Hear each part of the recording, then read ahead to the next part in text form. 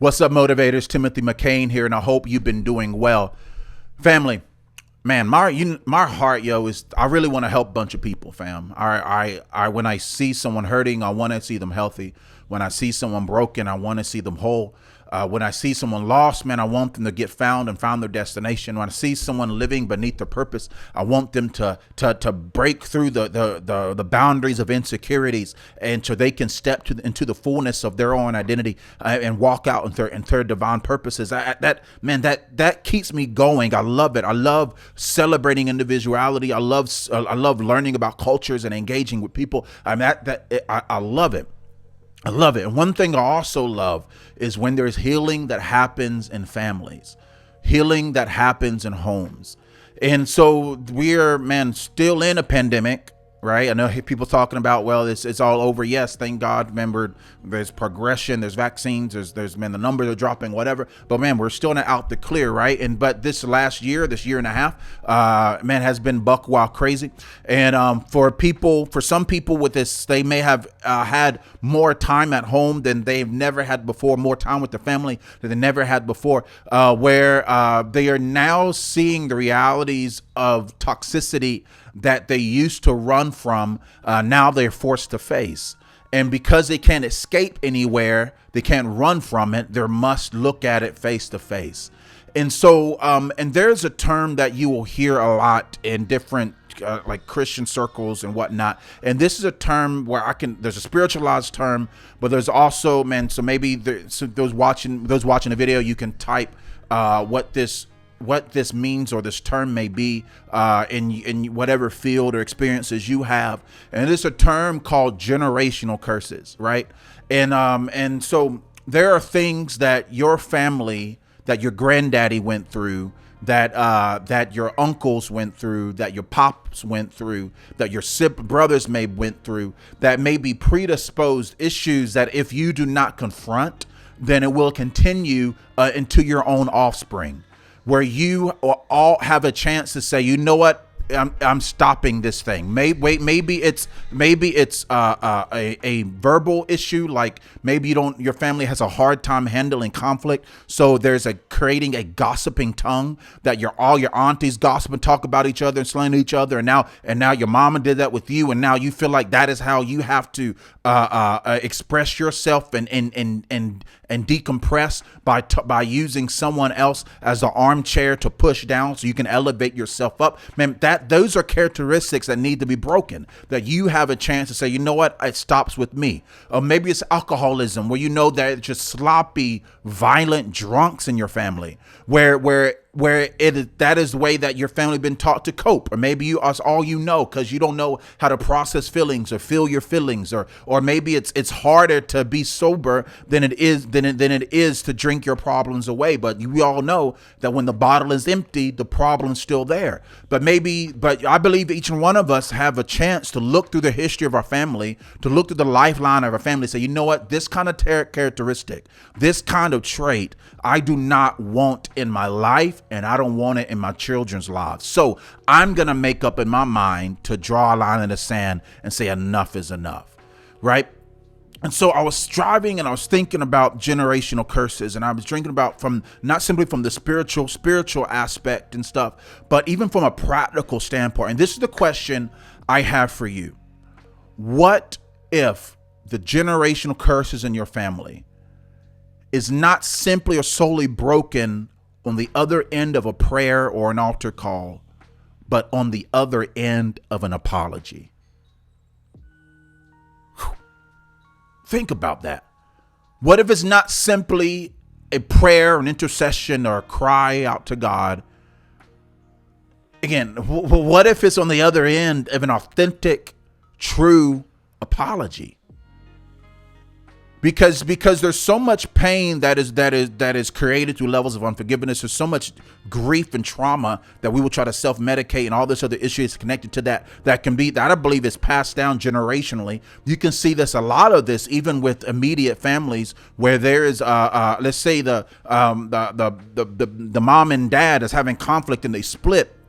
And unintentionally or intentionally, the parents will then spew poison in the ear of their own child to sway their own perspective towards their mama and daddy, forgetting that just because mommy and daddy husband and wife got divorced doesn't mean that child got divorced to mom and dad. And so they are projecting and transferring their own trauma on their children, and you know what I mean, and so you know what I'm saying, and so it transfers an issue where it should not have been there in the first place. And so I do believe, family, that man, we got to give attention to these things. But what if, just really take a moment to pause, to chew on this, to think about this. And I know there's a whole lot more conversation that needs to be had, and actions need to be done. And I don't know the details of your situation or your problem or whatever. But what if it was not simply just an amen, but it was a hard conversation? What if the breaking the generational curse that has been plaguing your family, plaguing your life, taking the overwhelming and stress. I'm not taking spirituality away from it. If you're not a spiritual person, that's you do you. But if you are, then you don't get it twisted. Take it on context. Don't take out of context what I'm saying, not what I'm not saying. And so it's what if that whole portion where it talks about offense in the book of Matthew, I believe, where it talks about going to your brother, and what if the healing could happen right there? So, which brings me to this, talking to you. Family, life is short. It is. Life is short. I've been giving a whole lot of thought about death recently. A lot of thought about death. And I posted this on my Facebook a couple of days ago. And about how we take pictures on our phones, but you have no idea which picture that captured a certain moment will be put on the screen at your funeral as everyone else is gazing at your casket. You have no idea which particular moment is going to highlight your life. Which one is going to be printed on your obituary? Which one is going to be the piece of paper that they take to see the order of service at your homegoing service? We have no idea which moment is going to be captured. That's why it's so important for us to be present in these moments, and what would happen in areas of pain and areas of we're not giving attention to the trauma and the pain of our life. And maybe if we are the perpetrator of it, especially, we rob ourselves of so many memories in life because we have dropped an anchor at that point of affliction and of pain. And again, I'm be 100 with you. I don't know, man, the details. I don't know your situation. I know I'm going to hear in the comment section. I would love to talk with you about it, but I don't know your details. I know it's been crazy. I know it's been hard. I'm not telling you to forget. I'm not telling you to act like it's never happened. I'm talking to the perpetrator. I'm talking to the one, you hurt that person. And it keeps you up at night. What if the healing will happen on the other end of an apology? You're praying for God to heal your marriage when you're the toxic one poisoning it. You're asking every single guru on social media about the relationships in your life when you're the one poisoning carrying the injection of insecurity in the syringe of compromise. Right? What would happen if the generational curses will start being broken in your family, in your home, on the other end of an apology and not just an amen? I believe we can see some amazing things. So I just want to encourage you, family, just to give some thought to that. Give some thought and really think, because life is short. I made that post about death a couple of days ago. Then we got news that at 1 o'clock the following morning, very close friend of ours passed. You know what I mean? I just literally just got off the phone talking to the husband today for over 30 plus minutes, hearing him grieve and talk about his wife and all the amazing things that they experienced and all the pictures. He said he went through over 1,000 pictures and had to limit it down to 300 at her homegoing service, and how hard that was. We have no idea which moment we will capture, but I'm telling you this. Life is precious.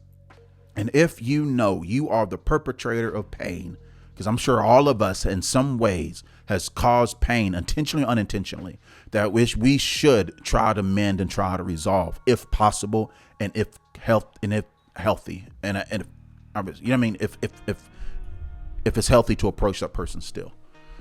So anyways, so what if the beginning of breaking the generational curse was on the other end of an apology?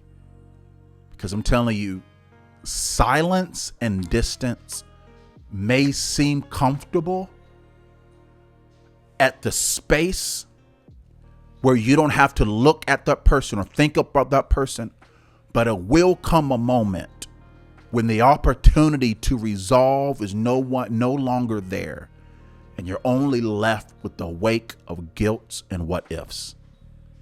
And I hope that you will seize the moments that you can. Remedy, draw standards, do what you need to do, fam. I'm not saying being dumb, yo. There's some people who shouldn't be in your life. That's a dead honest truth. Some people you gotta deuce out and say, bye, Felicia. I get all that.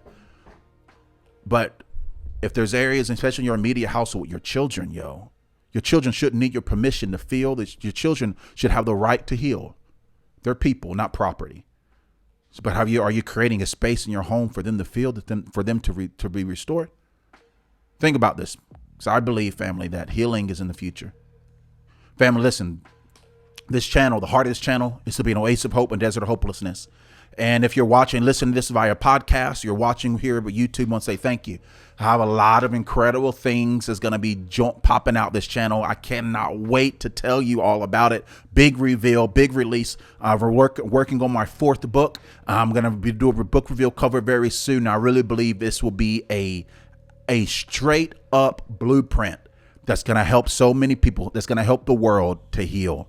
I firmly believe this, that we're going to celebrate diversity, family. We're going to learn and glean from each other. It's going to be the dopest thing that's going to require you and give you not simply opportunity to act, but even how to act. And it's going to help you so much. I'm excited about it, fam. I'm really excited about it. My 4th book. And so anyways, I have other books you can visit on my website, tmmonline.org. You can get on there. But anyways, family, I'll holler at y'all later. Thank you so much for joining me. Peace out.